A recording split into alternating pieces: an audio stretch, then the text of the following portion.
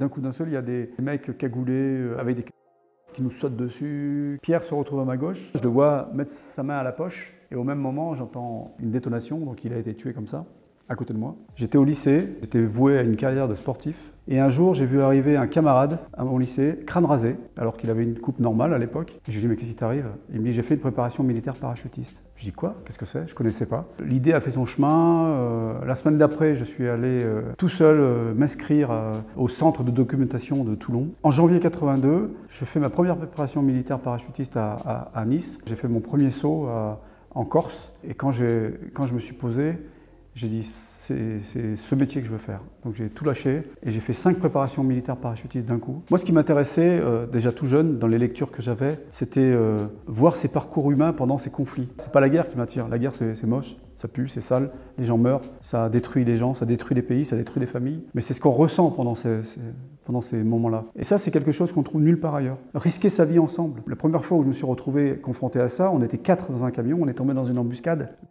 avec des qui l'ont RPG, un lance anti-char russe, des tirs de canon. On était 4 dans ce camion, aucun n'est mort, aucun n'a été blessé, on a riposté. Mais ce qui s'est passé ce jour-là, avec les 3 autres personnes, Luc, Charlie, Dominique, on est liés à vie. Et ça, on le retrouve nulle part ailleurs. Ce sentiment de fraternité, au-delà de la fraternité.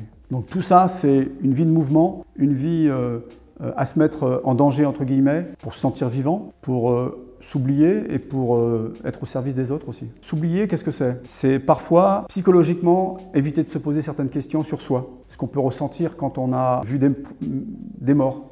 Ce qui m'est arrivé à 19 ans, où j'ai vu mes premiers morts, où il y a eu des attentats à Beyrouth, où on a été confronté pendant une semaine entière à sortir des personnes vivantes, survivantes. Donc, plutôt que d'en parler, à cette période-là, il n'y avait pas de suivi psychologique, donc on essayait de faire abstraction de tout ça, on oubliait ça, on mettait ça de côté. Ce qu'on disait, c'est qu'on était des parachutistes, on mettait le béret rouge sur la tête, on faisait du sport, on picolait, on se battait, on oubliait tout ça, mais en fait, ça ressurgit toujours un jour ou l'autre. Donc pour mes 40 ans, j'ai eu toute cette merde qui est ressortie et ça a été assez... Moi, j'ai vécu des périodes très difficiles, donc qui m'ont valu des suivis psychologiques, une vraie psychanalyse, quoi. Pour essayer de mettre des mots sur des mots, essayer d'admettre qui j'étais réellement, parce que je ne savais pas vraiment qui j'étais. Parce que quand on passe une vie à s'oublier et à penser qu'aux autres et à partir le fusil à la main au Tchad, au Liban, on ne pense pas à soi. L'être humain en général n'est pas préparé à subir de telles vies ou d'être confronté à la misère humaine dans les... à voir des enfants mourir, où je me souviens de l'attentat à Drakkar où ils ont ressorti la petite fille du gardien de l'immeuble où étaient stationnés les Français, donc il y avait un Libanais et une famille, et je me souviens encore du ventre ouvert de la petite fille qu'ils ont mis dans une bassine. On n'est pas préparé à ça. Cependant, on est entraîné durement, physiquement, psychologiquement, pour aller au combat. Donc toutes ces émotions, on n'en a pas besoin. On n'a pas besoin d'avoir d'émotions. On est là on n'est pas des machines, mais on est là pour faire abstraction de la partie psychologique de notre métier. Pour vivre dans ces milieux-là, on est obligé à une période d'essayer de faire abstraction de ça. C'est ce qu'on pensait à cette période-là. C'était une erreur. Parce qu'avec du recul, toute cette accumulation, même si c'était inconscient, même si on n'avait pas l'impression qu'on était en train de sombrer, pour certains, il y avait des signes. Quand tu passes tes soirées à picoler, même quand tu as 20 ans, 21 ans, on picolait tous les soirs, on se battait tous les soirs. Tout ça, c'est quoi? C'est un exutoire. La vie, c'est un exutoire. Moi, ça fait partie de ma vie, donc c'est un exutoire. À chaque fois que je sortais, je me battais. Aujourd'hui, les armées, les forces spéciales, les forces clandestines, etc., ont mis en place un suivi psychologique et c'est une vraie bonne chose parce que les gens, il y a des alertes et ils sont plus performants parce que le but c'est de durer, le but c'est pas de se mettre une balle dans la tête à la fin de notre carrière. Mais paradoxalement, j'avais 27 ans et j'étais déjà fatigué quoi. Parce que j'avais pas arrêté quoi. On n'en pouvait plus. Je m'en rendais compte là-bas, on en avait marre quoi. On devenait, j'avais pas de chez moi, j'avais déjà divorcé, j'avais pas un sou devant moi parce qu'on dépensait tout. Donc après cette période djiboutienne, là j'avais rencontré quelqu'un, une femme qui était déjà à la direction générale de la sécurité extérieure, c'est les services secrets français, et plus précisément au service action de la DGSE. C'est des hommes et des femmes qui font des missions secrètes, d'élimination de personnes ou bien de destruction de bâtiments ou de bateaux par exemple. Donc je m'étais dit, est-ce que je retourne dans mes régiments pour partir sans arrêt ou est-ce que j'essaye d'aller à Orléans pour essayer de construire quelque chose de plus sérieux? À la fin de mon cheminement, c'était 97, là j'étais affecté au service action de la DGSE où ma femme était déjà. On apprend à mentir. Ça, c'est vraiment le b.a.-ba du métier, c'est mentir, avoir des prétextes. À chaque fois qu'on faisait quelque chose, il faut un prétexte. On apprend à faire des photos sous support, à faire des films sous support, parce que après j'ai été amené à surveiller des islamistes, donc j'ai fait que ça. Et à la fin de cette formation, on choisit une cellule. Il y a une cellule où on fait des sauts en parachute, où on pose des avions dans les champs, ça s'appelle les opérations aériennes clandestines. Il y a une cellule où on fait on apprend à faire à construire de l'explosion.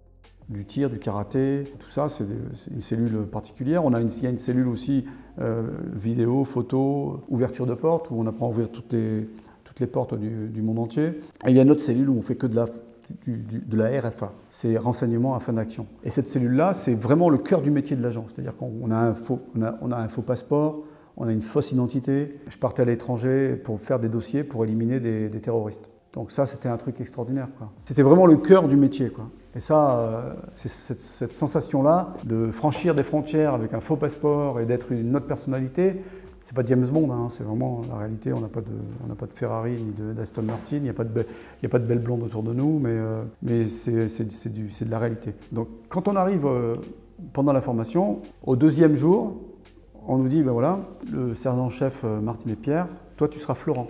L'autre, c'était Maverick, l'autre c'était Gérard, l'autre c'était machin, l'autre c'était... Chaque personne a un pseudo. En fait, le but, c'est de dissocier la vie privée de la vie professionnelle. C'est une sorte de sas de sécurité entre les deux. Donc au quotidien, je m'appelais Florent. Mais quand je partais en mission, je n'étais pas Florent, parce que Florent, c'est un pseudo. Quand je partais en mission, j'avais une légende. Et cette légende, c'était, je m'appelais Vincent Sadan. J'en avais deux en fait. J'étais Vincent Sadan ou Vincent Devred. Et donc dans cette légende, j'avais un passeport, j'avais carte d'identité, permis de conduire, etc. Un compte en banque. Quand on a 33 ans, aller ouvrir un compte en banque sans passer bancaire, il faut trouver une excuse, quoi. La banquière, elle me dit, vous étiez dans quelle banque avant? J'ai jamais eu de banque en fait. Elle me dit, vous avez 33 ans, vous n'avez pas de banque. Faut pas alerter un peu, faut pas que ce soit... Non, j'ai dit, écoutez, moi, ça fait 15 ans que je suis gigolo et je vis au crochet d'une vieille femme dans le 16e arrondissement et puis elle est décédée et sa famille m'a mis dehors, quoi, donc j'ai pas d'argent. Donc aujourd'hui, j'ouvre un compte en banque pour la première fois de ma vie. C'est un peu un métier de comédien, quoi. Donc moi, j'étais vraiment fait pour ça, j'étais vraiment un agent de terrain, j'étais capable de rester à la même place pendant des heures et des heures à attendre, ou très bon en filature. Et ça, c'était une vie passionnante de filature, de dossiers. Et là, j'avais 20 ans de service, donc j'avais 38 ans. J'avais fait le tour de pas mal de choses. Même à la DGSE, je commençais à trouver ça routinier, donc il faut le faire quand même. J'ai pris la retraite en 2002. En 2002, je suis parti. Je me suis retrouvé à travailler dans le privé chez Canal+. Mais je faisais la même chose, j'espionnais les pirates audiovisuels. Donc ça, c'était vraiment le truc qu'il fallait pas faire. Parce que je me suis retrouvé à faire n'importe quoi. Quand je suis arrivé à Canal+, j'ai été recruté parce qu'ils avaient monté une cellule pour traquer les pirates audiovisuels. Parce qu'à l'époque, Canal+ était piraté. La carte Canal+ était piratée. Donc ils perdaient beaucoup d'argent. Et de fil en aiguille, je me suis retrouvé à espionner les salariés de la chaîne Canal+, parce que j'étais dirigé par un mec qui était assez douteux. Et après, j'étais pris dans le truc, je l'ai fait, j'assume ce que j'ai fait, parce que j'étais condamné aussi pour ça. Donc, petit à petit, je me suis retrouvé à faire les poubelles. Et là, j'ai rencontré une personne qui était à l'opposé de moi. C'était une personne qui était dans la lumière, c'était une personne qui était lumineuse, vraiment axée sur la psychologie, et avec qui je me suis vraiment bien entendu. On a eu une relation d'amour même. Et un jour, on est allé voir un film qui s'appelait Le cœur des hommes. Et à un moment donné, je crois que Daroussin dit à Gérard Darmon, aux autres, et toi, qu'est-ce que tu ferais si tu étais moins con? Et elle, en sortant du cinéma, elle me dit, qu'est-ce que tu ferais si tu étais moins con? Et ben, je dis, ce que je ferais, c'est que j'arrêterais de faire ce métier de merde parce que je deviens une merde. Et à force de fouiller dans les poubelles, je deviens une poubelle. Et elle m'a dit, qu'est-ce que tu voudrais faire? Et ben, je dis, moi, je voudrais faire du théâtre. Ben, elle m'a dit, fais-le. Et en fait, cette personne, sans le savoir, elle m'a sauvé la vie, quoi. Et du jour au lendemain, j'ai tout lâché. Je suis allé prendre des cours de théâtre à 40 ans. J'ai fait du théâtre, j'ai fait de la peinture. Et c'est là que j'ai fait ce long cheminement vers la lumière. Entre-temps, j'avais rencontré une nouvelle femme, qui est devenue ma troisième femme. Et donc, là, on est dans les années 2000, quoi. 2010, 2011. Et c'est début 2011, il y a les printemps arabes. Et moi, j'avais qu'une envie, c'était de repartir dans des pays en guerre, en fait. Et j'ai un copain qui avait une société, la première société militaire privée en France, la société qui s'appelait Secopex. Je l'ai appelé et je lui ai dit, Pierre, j'ai besoin de retrouver ce que j'avais avant. Et là, il m'a dit voilà, j'envisage d'aller à Benghazi, en Libye, pour ouvrir un bureau là-bas et proposer nos services au Conseil national de transition. C'est ce qui dirigeait les rebelles qui voulaient faire tomber Kadhafi à cette période. J'ai aussi acheté une société de taxi au Caire, ça sert de couverture. J'ai fait pas mal de trucs, mais toi, est-ce que tu es capable de t'infiltrer avec une équipe là-bas? Alors, infiltrer, c'est pas le terme, c'est de franchir la frontière avec une équipe là-bas, officiellement, hein, avec des cartes de visite de la société, avec des plaquettes commerciales de la société pour offrir nos services aux rebelles, pour les former, etc., etc. Et le 17 avril 2011, on est parti en Égypte. Et moi, j'avais pour mission d'amener la preuve que derrière la révolution, il y avait l'islamisme qui allait se mettre en place. J'avais pour mission d'acheter une maison là-bas ou de louer une maison qui nous servait de maison sûre, de safe house, comme on appelle dans le jargon. Donc une maison sûre, qu'est-ce que c'est? C'est une maison qui peut recevoir des gens de passage en toute discrétion. Et aussi, parallèlement, Eric et Fred avaient comme mission de décrocher des rendez-vous avec les autorités de l'époque. Et une fois qu'on avait ces rendez-vous, on devait faire venir Pierre Marziali, le directeur de la société, pour éventuellement signer des contrats ou avancer dans ces contrats-là. Donc, on avait réussi à décrocher des rendez-vous pour le 12 mai 2011. Donc, Pierre est arrivé au Caire le 10, on décide d'aller manger dans la pizzeria où on allait manger régulièrement, donc, où ils faisaient des pizzas comme ça. Et ensuite, aux alentours de 23h30, on quitte le restaurant. Ils partent devant avec Eric, Fred, Georges et Pierre. Moi, je reste un peu en retrait, je prends le téléphone satellite, j'appelle l'associé de Pierre pour lui dire c'est bon, j'ai réceptionné le colis. J'en profite pour appeler ma femme. Je lui dis, comme je le faisais régulièrement, je lui dis bon, tout va bien et tout. Je raccroche et je les rejoins dans cette rue sombre. Quand j'arrive à leur hauteur, je vois arriver un pick-up avec une mitrailleuse bitube comme ça. Bitube, c'est une grosse mitrailleuse 14,5 soviétique, bitube comme ça. Et d'un coup d'un seul, il y avait 2-3 voitures à côté, d'un coup d'un seul, il y a des mecs cagoulés avec des treillis noirs qui débarquent et avec des qui nous sautent dessus, qui nous mettent au sol, qui nous jettent au sol, donc ils nous disent de mettre les mains derrière la tête. Pierre se retrouve à ma gauche, moi je me retrouve comme ça, je le regarde sur le côté, les autres sont sur la droite mais je ne les vois pas puisque j'étais comme ça. Et ça a été très, très rapide, hein, vraiment très rapide. Et là Pierre, il avait ce fameux téléphone dans sa poche gauche. Il était comme ça, je le vois mettre sa main à la poche et au même moment j'entends une détonation, donc il a été tué comme ça, à côté de moi. Et là, ce qui m'est venu à l'esprit, c'est qu'on allait être exécuté, quoi. Sur le moment, j'ai dit, bah, c'est la fin, quoi. On va mourir dans cette rue. Donc j'ai fermé les yeux et je me suis dit, putain, je vais en prendre une, quoi. Puis voilà, j'ai attendu de mourir, quoi. Il n'y a pas eu de deuxième tir. Et à la place de ça, ils nous ont sauté dessus, ils nous ont attaché les mains dans le dos avec des serflex et ils nous ont relevés.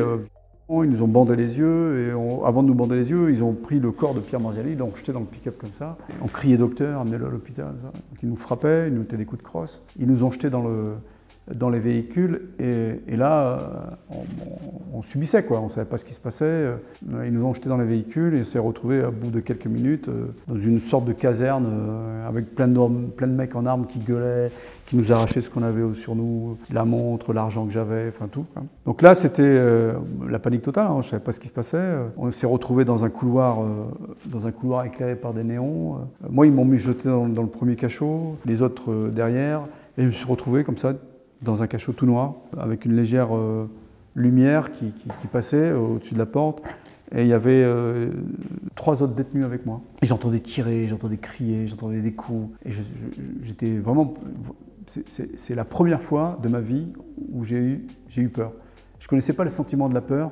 J'ai découvert la peur ce soir-là. Et puis à un moment donné, on vient me chercher. Je me retrouve assis sur une chaise comme là, face à quelqu'un, et avec quelqu'un à ma gauche, face à quelqu'un qui était cagoulé. Et le mec à ma gauche qui était assis sur une chaise, armé, et le mec cagoulé en face de moi, il me dit « Alors monsieur l'espion, on sait tout de toi, on sait que tu nous espionnes, on sait que tu travailles pour Kadhafi, et tu vas tout nous dire ce soir. » Alors là, je suis là, on est mort, quoi. Je dis là, on veut savoir où vous cachez vos armes, on veut savoir le nom de vos contacts à Tripoli, on veut savoir le nom de vos commanditaires à Tripoli, etc. etc. Alors j'ai dit, écoute, mais non, alors je faisais le mec qui ne comprenait pas. Je dis, mais on ne travaille pas pour Kadhafi, on n'a jamais travaillé pour Kadhafi, au contraire. On vient vous aider, je ne comprends pas pourquoi vous me faites ça, quoi. Et l'autre à côté me frappait avec son briquet retourné, il me tapait, il me mettait des coups sur la tête, donc je commençais à saigner, mais vraiment. Et Et lui, il disait, de toute façon, tu vas parler ce soir, on te tuera, mais tu nous diras tout, ça, ce soir. Et au bout d'un moment, ce que je dis régulièrement, c'est qu'au bout d'un moment, on devient un animal, quoi. On ne sent plus les coups. Et au bout d'un moment, à force de prendre des coups, je ne sens plus la douleur. Et je lui ai dit, écoute, tu peux me frapper toute la nuit, tu peux faire ce que tu veux, je ne te dirai rien parce que je ne sais rien, donc vas-y, tu peux me tuer tout de suite. Et là, pendant un moment, je l'ai regardé fixement dans les yeux, comme ça, je lui ai dit, vas-y, tue-moi. Et après, il a baissé les yeux et j'ai su qu'il ne me tuerait pas, quoi. Et donc là, il m'a dit, on ne te tuera pas ce soir.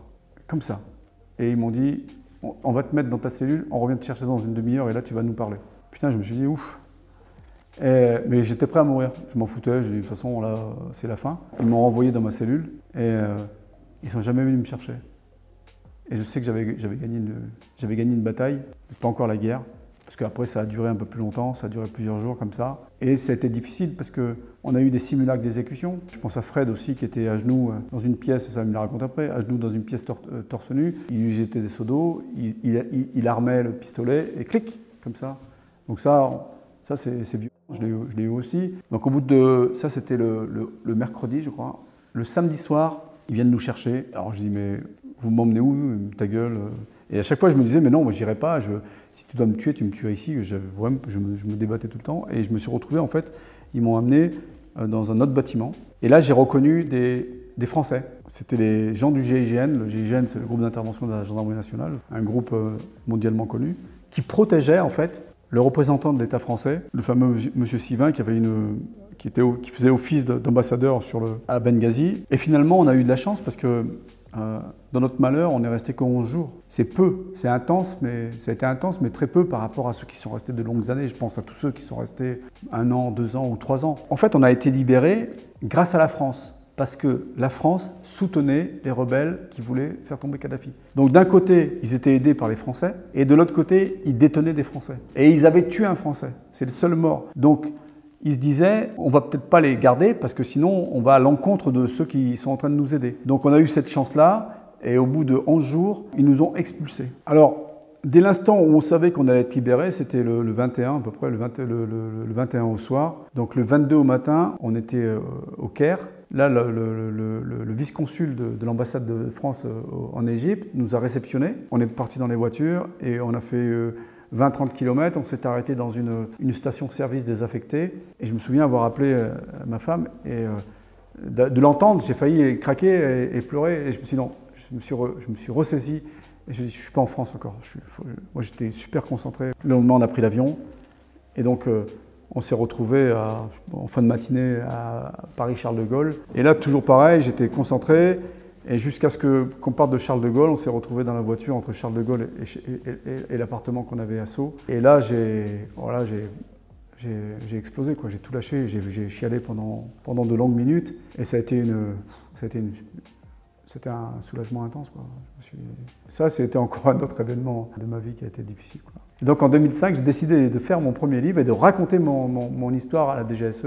Mon premier livre s'appelait DGSE Service Action, un agent sort de l'ombre. Et donc après, j'en ai fait d'autres, un deuxième, un troisième, un quatrième, un cinquième, des romans avec des co-auteurs. Et quand j'étais dans ma cellule à Benghazi, je me suis dit, quand je sortirai, il faut que j'écrive, il faut que je le fasse, il faut que je raconte. Il faut que je raconte surtout pour Pierre Marziali, parce que je savais qu'il avait été tué. Et ça m'a pris 10 ans. Et moi, ce qui est important dans ce dernier livre, donc pris en otage aux éditions Mareuil, c'est de, 1, rendre hommage à Pierre Marziali, 2, rétablir un petit peu ce qui s'est passé ce soir-là, parce qu'il y a eu beaucoup de fausses informations qui ont été diffusées après. Et c'est surtout pour dire qu'on peut se sortir de tout.